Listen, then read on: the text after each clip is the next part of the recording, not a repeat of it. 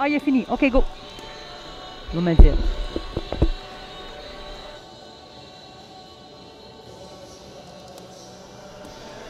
Bon, nous sommes ici pour la partie contre Mario Dispaltro et Grigor Schiabounou. Je suis joint par l'équipe, par Amélie Racine, la physiothérapeute pour l'équipe nationale. Et elle va durant la partie, elle va nous clarifier un peu sur le rôle du physiothérapeute, l'importance au niveau de l'utilisation avec l'athlète et peut-être nous parler un peu là, de son travail avec athlète en particulier à tous les niveaux. Il y a des difficultés selon la raison. Il y a la paralysie cérébrale, il y a les dystrophies. Tout ça, c'est différent, mais ça affecte la personne leurs besoins sont différents d'un à l'autre. À partir de leurs besoins de base, oui. C'est ça. À partir de toutes leurs activités qu'ils ont à réaliser au quotidien, à partir du réveil. Puis évidemment, bien, on parle d'athlètes qui pratiquent en plus un sport au quotidien.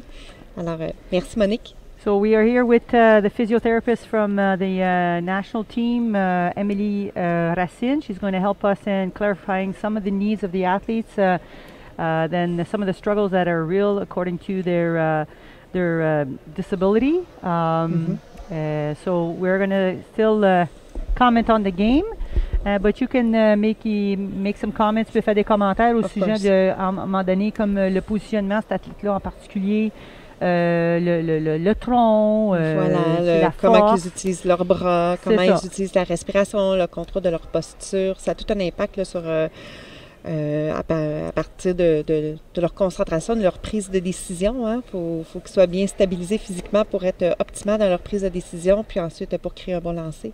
Exactement. Si ça ne va pas bien dans le corps, ça ira pas bien dans l'esprit, puis là, en fin de compte... Comme on dit, un esprit sain dans un corps sain. C'est ça. We need to have an athlete that is going to be free of as much as possible of pain and discomfort to be able to perform at the highest level.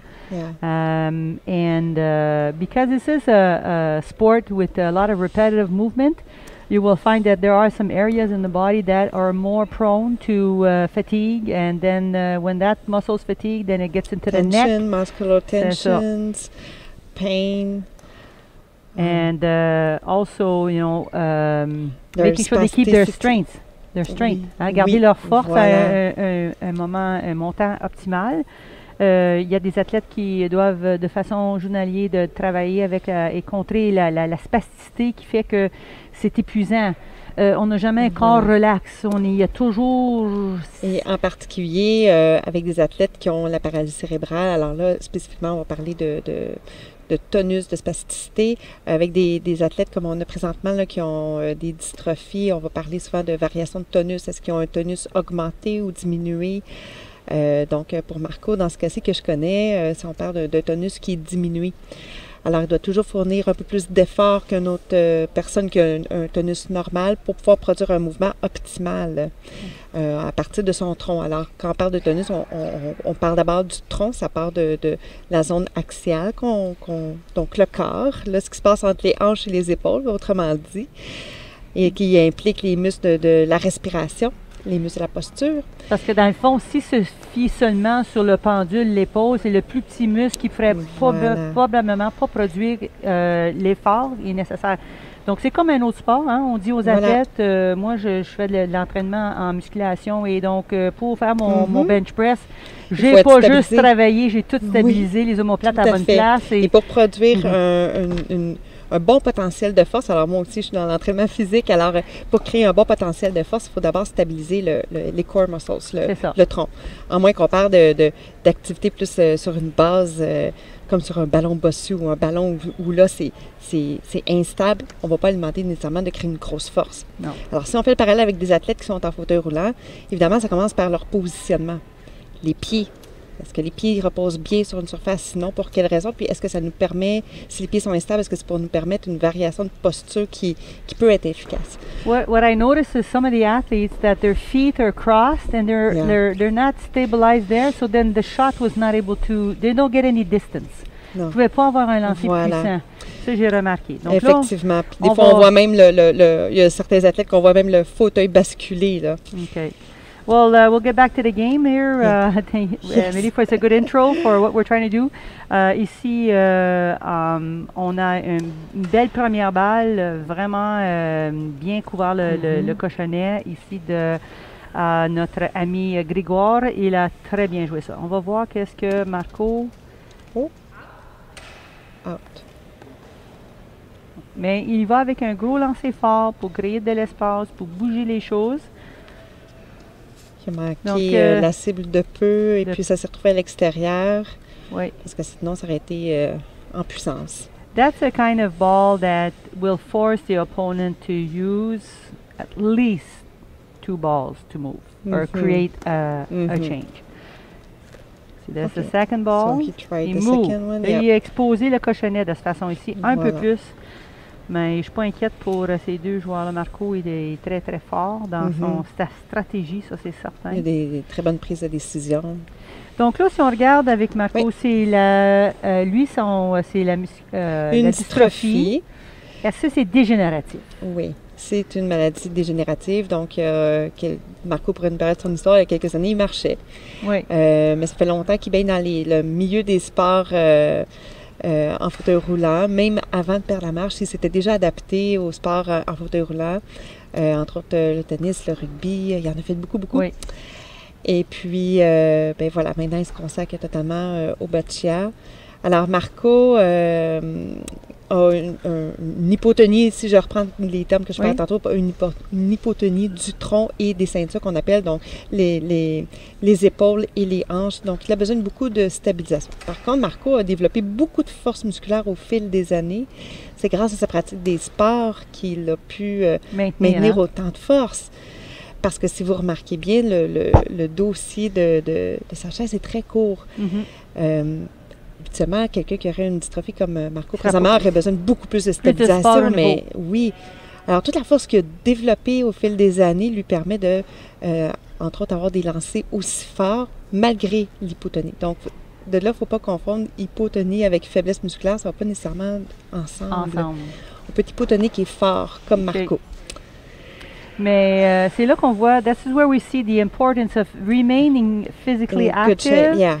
In spite of your being fit, being in a sport of any kind is important to maintain. And to practice different kinds of movement, yes. Not only about throwing a ball.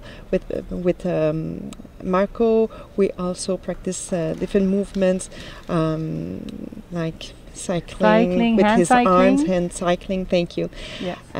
Which is core, because if he just relies on the arm, he get very fatigued quick, so he needs to use his core. So again, promoting, like anybody who has a situation where your situation changes, staying into sports and physical activity of any kind, it does two things. It keeps you physically fit, mentally also. It's the endorphins are the same. No matter what's going on with you. Les endorphines, c'est la même chose. Alors, comme on a dit, un esprit sain dans un corps sain, plus la personne est capable de générer du mouvement, de la force, de la mobilité et la santé cardiovasculaire, aussi avoir une bonne circulation sanguine, meilleures vont être ses capacités cognitives aussi, là, de bonne prise de décision pour permettre de faire les activités du quotidien et de faire un sport comme ils font présentement. Alors, c'est un cercle, voilà, c'est une boucle, tout ça. Oui. Donc, Grégoire, si il travaille encore à bouger et changer la donne ici sur cette manche. On est en première manche. On a besoin ici, je vais regarder, j'ai pas mon écran.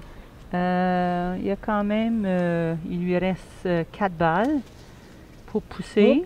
C'est bien, et ce qui est fait. Bon. Les athlètes ici sont des athlètes très bien, très calmes au niveau de leur exécution de lancer. They take their time. They're not, I think the BC4 are the ones with the most control and calm. Yes. Is that because of there is no CP? Parce qu'ils n'ont pas la paralysie cérébrale. Ça joue pour beaucoup. Ça ne veut pas dire que tous les athlètes avec la paralysie cérébrale ont une atteinte cognitive, mais il y en a beaucoup qui ont apprendre à gérer l'anxiété qui est souvent sous-jacente à la paralysie cérébrale. Ici, effectivement, on n'a pas nécessairement ça. Ça ne veut pas dire qu'on n'en aurait pas non plus. Mais, et ce sont des athlètes, généralement, des paralytiques cérébraux. Mais ici, dans ce cas-ci, avec les dystrophies, avec lesquelles on travaille beaucoup, le patron respiratoire, les capacités respiratoires et développer le contrôle, la force des muscles, la posture, pour leur permettre d'optimiser leur mouvement. Alors, c'est probablement que ça contribue à la gestion du calme.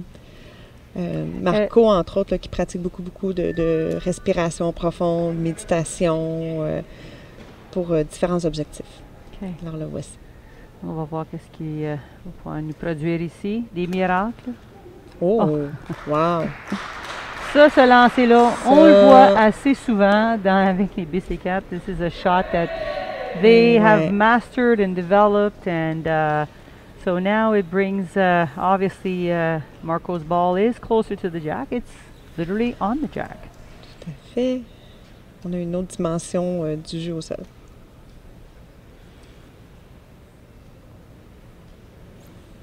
Donc, tu te trouves à faire des étirements avec les athlètes? Alors, oui, entre autres. Alors, d'abord, c'est beaucoup d'éducation, la physiothérapie, auprès de ces genres d'athlètes. Éducation sur leur santé posturale, sur qu'est-ce qu'ils font à l'extérieur du sport. Hein, comment ils maintiennent leur niveau d'énergie à travers la journée pour leur permettre de bien performer. Leur positionnement, comment ils dorment, s'ils ont un bon matelas. Donc, on touche à toutes les habitudes de vie du quotidien. Concrètement, en personne, ce que je fais avec eux, c'est effectivement des étirements, de la mobilité, des exercices de respiration. Out. Oui, the ball is out. Et he needs to move this. He needs to get that ball off the jack. So he's going to need to get the power. Il a besoin de beaucoup de pouvoir ici pour contrer comme un jeu comme ça. So I do stretching. I teach them how to use certain specific muscles for them pour lancer la balle de façon plus optimale. Yeah.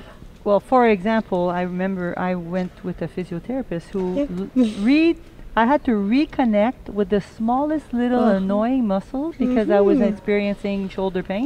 Et voilà. And all it is like fire up the right muscle. And it was like within, I would say, a couple of weeks, I was like as strong as I could not even like bench press the bar.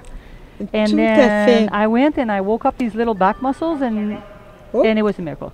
So, Marco, well, because in case this is just, he's not going to mess with this. Voilà.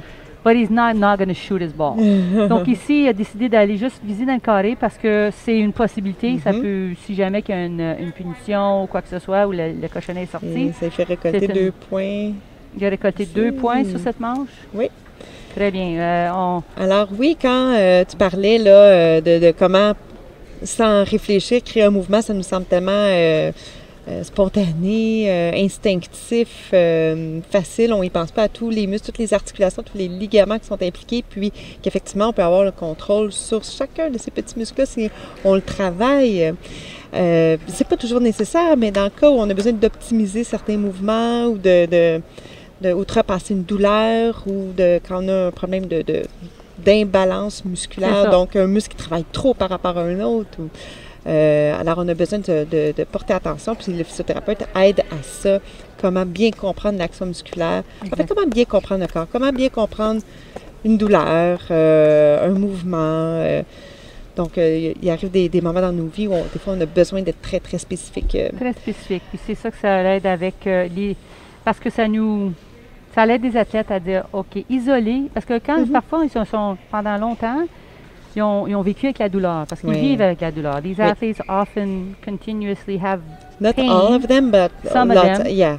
Well, like, and then so they kind of like, not taking first the of all, time to deal with understand it. what is pain. Nice, Yes. nice, Bravo. nice first of all. So first of all is to understand what is it pain? What does it mean?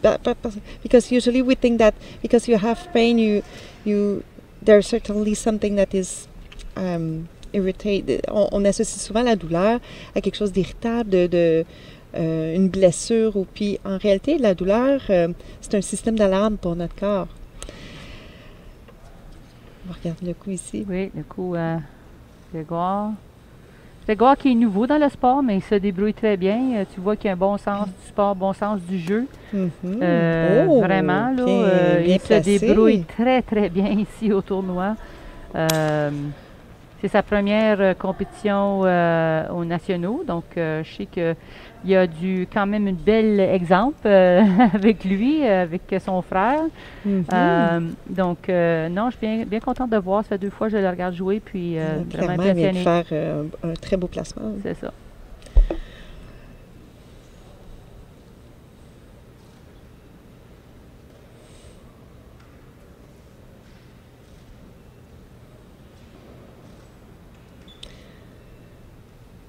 Alors Grégoire, probablement, on parlait de positionnement tantôt, on voit qu'il colle ses pieds au sol, probablement parce que ça lui permet de garder ses genoux ouverts, puis probablement qu'il appuie ses genoux sur des structures sur le côté qui lui assurent de la stabilité au niveau de ses cuisses. Voilà. Il est quand même un gaillard d'une certaine corpulence. Tu vois qu'il est fort. Et pour sa base, lui, ça doit être plus large. Oui, il ne faut pas avoir une petite base avec des épaules aussi larges. Effectivement. Il faut que sa base, pour s'il peut atteindre une plus grande base. L'ensemble de tous nos points d'appui, on appelle ça la base de sustentation. Et puis, c'est sûr que les gens qui sont en fauteuil roulant, les roues comptent dans la base de sustentation, mais si on parle de la base de sustentation du corps en tant que tel dans le fauteuil, le bassin et les cuisses comptent pour beaucoup chez les gens. Alors, on voit ici Marco, lui, il doit accrocher son bras gauche derrière lui pour lui assurer encore plus de stabilité et lui permettre une bonne rotation du tronc quand il fait son lancer ici. Et essayer de reculer le cochonnet. Ouais.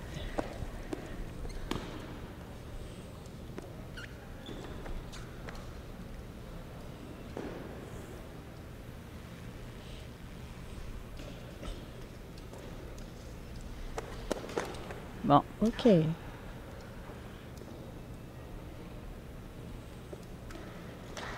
Travail bien réussi. Ça y a pris 2 balles, puis réussi à... Ça demande de la précision. Encore même, il faut porter attention à ça, à quel point c'est fascinant. Moi, ça fait 1 an et demi que je connais Boccia et je trouve ça fascinant à quel point, malgré toutes les instabilités, les douleurs, comme on a parlé tantôt, l'handicap, la faiblesse, le manque de tonus et d'autres sources de problèmes liés à l'handicap, à quel point ils sont capables de créer un lancer précis. Des fois, très loin, ça me donne la chair de poule. Moi, je veux te dire que plusieurs fois, je me suis assise dans une chaise, jouais contre eux autres, puis je me faisais clencher. Ben oui. Clencher. C'est un art. C'est vraiment bon. Ils sont vraiment... J'en ai la chair de poule à voir.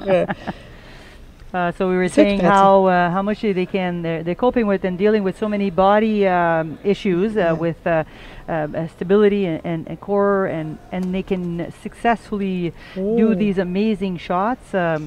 It's really an incredible and impressive talent to have. And as I said, I tried a couple times to sit with them and play a game, and I lost miserably. Yeah. And I don't have any dystrophy or any spasticity. Yes. They have to deal with all that. And on a daily basis, even like moving from one place to another, for getting out of the bed into all the energy during the entire from the day. moment they open their eyes, and they have to, for some of them, they have to roll into their bed, to turn on their sides, or to sit on the side of the bed. So it starts from the first second of the day, and that is from their childhood, depuis leur enfance, Oui. tu sais. Fait que, oh, Très bien, wow, très bien. Wow. wow, un beau dégagement. So it's definitely, I mean, also getting the appropriate help. Donc, avoir de l'aide chaque jour. Ils sont constamment en train de chercher. Moi, j'ai juste une de mes, je suis amie avec une ancienne athlète ici, Tammy McLeod, et elle mentionne souvent, elle demande, elle cherche de l'aide avec ses préparations de Oui. repas, la préparation pour le lit, les bains. oui. Tu sais, il y en a qui ont développé beaucoup de ressources pour essayer d'être aussi autonomes que possible. Oui, parce qu'il y en a que ça vient facilement de leur famille, mais à un moment donné aussi, la famille se fait vieillissante. Et puis, dépendamment si on vit plus dans un milieu urbain ou rural. Oui. Puis là, ben, avec le contexte de pandémie, ça a c'était rajouté difficile. beaucoup d'enjeux. Alors, oui, trouver des ressources humaines. Oh, wow. Ah, c'est beau. Il a ouvert bravo. le jeu, pris son temps. Là, il vient juste de rentrer dans cette petite pochette qu'on parle. Puis petite, là. À peine d'espace pour une balle. Exact. Oui, alors les ressources humaines, puis que la ressource humaine qui les aide aussi soit de bienveillance, d'empathie, puis que le contact passe aussi, là. Quand c'est pour des soins personnels, comme aller à la toilette, il faut que tu te sentes confortable avec la personne. Exactement. Alors, ça commence là, hein? C'est les ressources humaines, l'environnement aussi. On parlait tantôt de matelas, fauteuil, tous les équipements aussi. Oh, non, moi, leur résilience est incroyable. J'ai voyagé avec l'équipe pendant plusieurs années, puis je pourrais peut-être écrire un petit chapitre sur les choses qui se sont arrivées. On a passé quelques heures sur le bord d'un chemin. Quotidien. C'est leur quotidien. Attendre pour un autobus, où on arrivait dans des villes où il y avait une rampe, puis il y avait un poteau de téléphone au milieu pour accéder. Puis là, on a pris beaucoup de photos parce que c'était vraiment ironique. On a littéralement mis une rampe pour descendre le trottoir avec un poteau de téléphone de milieu.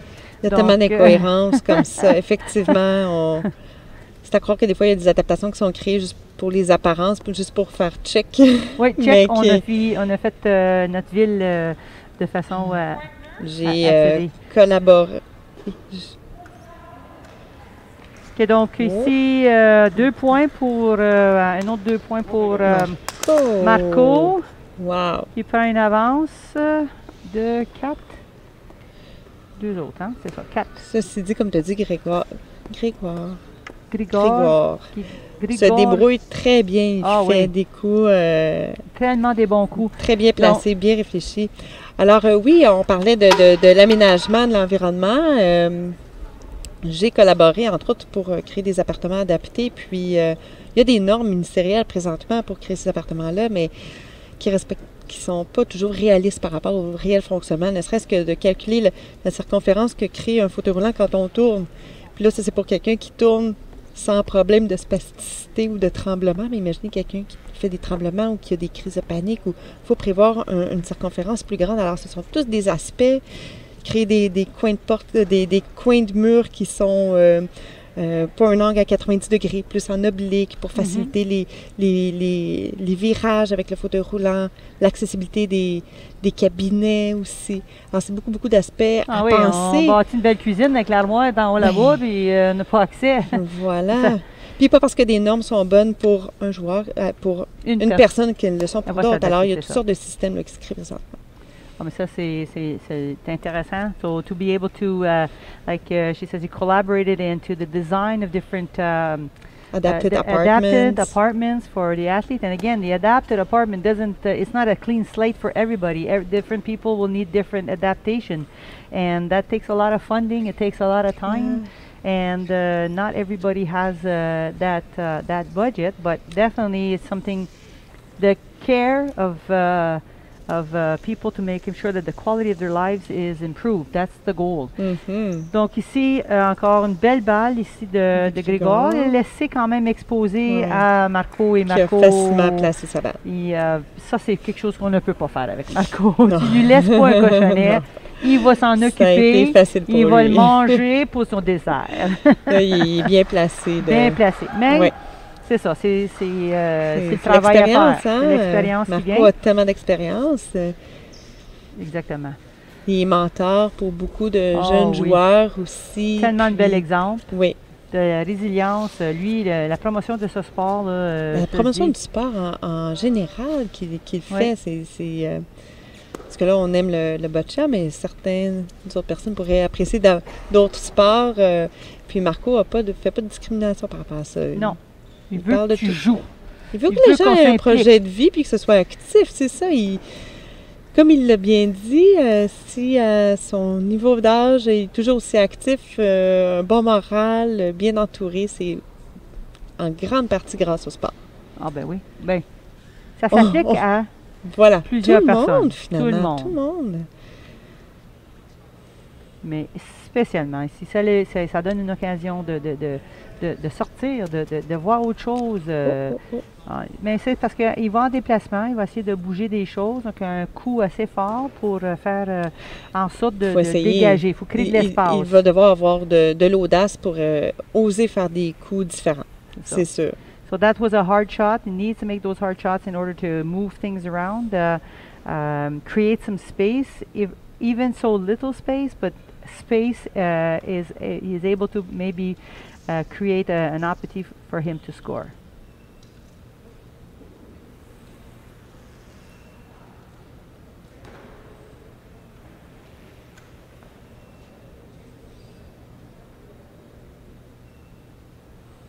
You have a switch. Tout ça Il lance les deux aussi, bords, hein. lui, là. J'ai vu Oui, que- oui, hein, c'est Ouais, ce que mais j'ai vu que ça j'étais en train de me demander. Ben Ah. oui, Non, il est droit d'habitude, mais il a pris sa il gauche. a vraiment osé prendre la... Ouais, La gauche. on Parce ne connaît que pas ouais. beaucoup, peut-être c'est une façon pour... Oh, bravo, il a osé. Ouais. c'est bien. Donc, ça quand même. demeure, Là, il y a de ouais. la place pour rentrer, là. Pour rentrer une de ces balles, là. Il y a de l'espace entre la balle rouge et la balle bleue. Il y a de l'espace. There's room between that red and the blue to put in one of his red balls. And he has it's called like a pocket. Cesar's been giving me some updates on these lingo. Yeah. Ah oui, il est très bon pour verbaliser. Et, oops, got a piece of the one. Maybe he wasn't clear, but Il aurait pu peut avoir pousser rapproché... encore. ouais. so there's still the push that's available. Puis tu observes aussi, hein, avant qu'ils fassent lancer le moment où ils font la prise de décision, certaines personnes ont une petite routine de mouvement. Oui. Et ça aussi, il faut qu'ils soient disponibles physiquement pour les faire, ces mouvements-là. Puis dans des contextes de maladies dégénératives, des fois, ils perdent les habiletés, ne serait-ce que les habiletés de motricité fine avec les mains pour manipuler les balles. Parce que eux, c'est des façons de se concentrer. Oui. Nous, des fois, on pourrait se tourner les pouces ou, tu sais, Toute on a des manies, là. La même routine Oui. à chaque lancer pour maximiser. Comme le Marco, résultat. il faut qu'il projette son bras droit sur son bras gauche. Il fait toujours la même chose. Ensuite, Oui. il va déplacer son bras. J'ai remarqué qu'il a ajouté, il ferme ses yeux, il visualise son prochain lancer. Oui. Donc, il a déjà fait son premier lancer dans sa tête, il visualise. Donc, c'est ça quelque chose que on m'a apporté à mon attention, c'est Oh! regarde. Wow! Mais là, il Ouais. faut qu'il y ait à s'en placer une. Ben, ça, c'est pas, je suis pas inquiète qu'il y a combien de balles. Je là, suis de toujours reste. impressionnée par la force des lancers. Oui, parce que dans des conditions de maladie dégénérative, il y a ça aussi. Attention, ils ne peuvent jamais prendre pour acquis leurs habiletés de mouvement. Oui, ça s'adapte. Ils s'adaptent, puis ça peut être bouleversant d'année en année pour eux de constater qu'ils étaient capables de faire un mouvement spécifique, puis là, ben, ils ont plus de difficultés, puis ils demeurent combatifs. On on cherche des solutions. Et voilà. Y a-t-il un point avec les dystrophies que, OK, il y a une progression rapide, comme tu dis, marchait, le fauteuil. Y a-t-il un moment donné où ce que la dégénération ralentit, tu trouves, ou parce que là, c'était vite là, pour lui, là. Tu sais, on marche, Ça on marche dépend. plus, on a un fauteuil. Mais tout ça s'est déroulé à l'intérieur, Marc pourrait nous préciser, là, mais je vais oser dire en général, on dit une quinzaine d'années, 15-20 ans. Je vais m'avancer, même 20-25 ans. Oui, Ça dépend du type de dystrophie. Il y en a des même maladies dégénératives, il y en a des milliers, il y en a même qu'on ne connaît même pas encore le nom. On voit des symptômes, puis on les... On ne sait même pas encore qu'est-ce que c'est. Est-ce que c'est une maladie dégénérative du muscle, du nerf, de la cellule à l'intérieur du muscle, des mitochondries? Alors, ça dépend de quel niveau on a une atteinte. Bon. Alors, parce qu'il a fait le point qu'il voulait faire. Voilà. Entre Et autres, puis, peut-être donc, il y a des maladies dégénératives qui se... 2 points pour les Bleus. Donc, c'est voilà, un pour autre. Marco. Il est rendu 6 à 0. Oui, comme tu disais... Alors, ça dépend... we're talking about how some of these muscular dystrophies, the dystrophies in general, the progression, how fast is it? Does it, at one point but she says, Emily is talking about that it depends. There are so many different types. Yeah. Some are more aggressive, some are less aggressive, some of them kind of cap out, and then it's slower. Alors, au niveau des dystrophies musculaires, parce que la grande famille des maladies dégénératives peut toucher différentes structures du système neuromusculaire à partir de l'axone du nerf. Et puis pour les dystrophies musculaires, on parle plus d'une dégénérescence au niveau du muscle. On a maintenant des moyens, de la médication, des traitements qui permettent pour certaines personnes de prolonger la durée de vie. Il y a des dystrophies musculaires qui jadis, il y a plusieurs années, l'espérance de vie ne dépassait pas 20 ans, puis aujourd'hui on les voit jusqu'à 50 ans. Ah. Alors, on a réussi à développer des moyens pour prolonger la durée de vie. On a puis avec des meilleures qualités de vie aussi. Maintenant, ça dépend de chaque personne. Et puis souvent, c'est que la problématique, c'est que ça va atteindre les muscles respiratoires ou les muscles cardiaques. Et c'est là qu'on parle de... Eric, où c'est une différente situation, où éventuellement, c'est ses poumons. Oui. Donc, c'est ça. Donc, c'est ça. Dépendamment de où est l'atteinte. Oui. OK, donc ici, we just on the V line. That's where we decided to play this, the jack. Et c'est Marco qui avait commencé. Oui, c'est Marco qui a mis ça là. Je sais qu'à l'international, il y a des équipes qui jouent. C'est là qu'ils jouent uniquement, dans le petit V en avant. Donc, c'est une occasion de mettre le cochonnet à cette place. J'imagine que ce sont des jeux. Alors là, j'ai pas beaucoup d'expérience encore. Je me sens parfois néophyte, là. J'imagine que ce type d'emplacement-là, c'est pour faire plus appel à de la stratégie. Oui. Plutôt que de la force ou de la... C'est ça, parce qu'il y a... we're saying that some international teams, that's where they like to play, in that V-line. Again, depending on, not enough development for the strength, so they will play there. They're very accurate. And sometimes you use this spot to deter the strong players. The strong players will blow everything out, won't be able to be as precise because they're so used to being powerful. So I will have to ask Marco the reason. The reason. We're not in his head. No. And it's spinning in there. It's spinning in there. J'arrête jamais. He has a lot to share.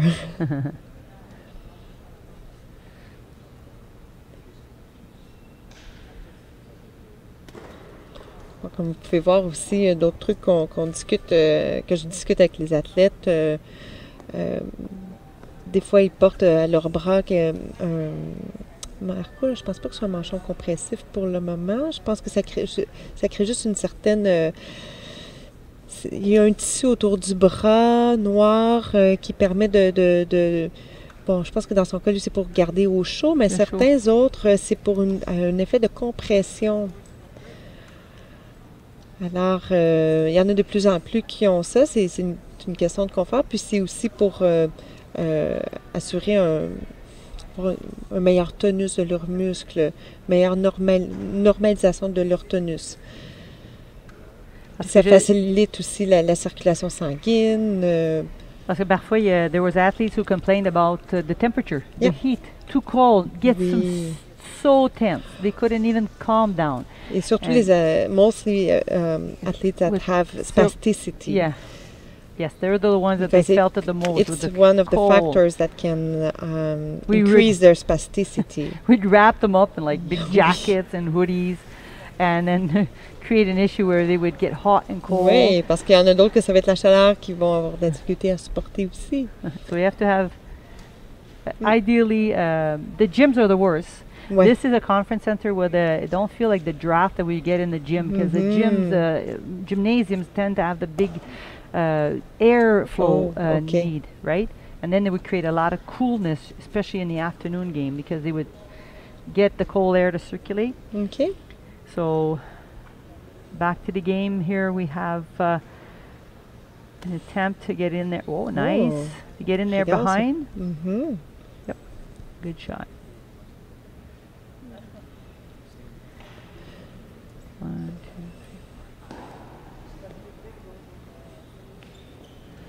Donc là, maintenant qu'avec une balle en arrière de Grégoire, c'est que ça fait en sorte que ça élimine la balle en arrière comme pour pousser. Ouais. Malgré qu'il y a un down, parce qu'avec cette distance-là, je trouve que des fois, je vois que Marco, il joue à cette distance-là parfois parce qu'il est fatigué, puis il n'a pas vraiment besoin de travailler aussi fort. Il n'y a pas besoin d'utiliser son bras. Je sais pas, je soupçonne. On constate bien, effectivement, parce que là, on est au milieu de l'après-midi. Il a déjà joué un match ce matin. C'est ça. On est rendu à la dernière manche. He's in a good position, so this might, just alleviate a little bit of having to work so hard to get the balls out. Not that it's not a hard job at this distance, but it just preserve his energy. He might have a big game coming up. He is... and then he takes away. He knows that he still have other days to play, so yes. he has to manage his energy level, of course. So final score, we have 8. Wow. 0. Final score 8-0 for Marco, but bravo. It's not because Grégoire did not do some awesome shots. He did. He's still learning. He's still developing his strategies. But he is very, very strong for his first national competition. So he should. Both players would be proud of themselves.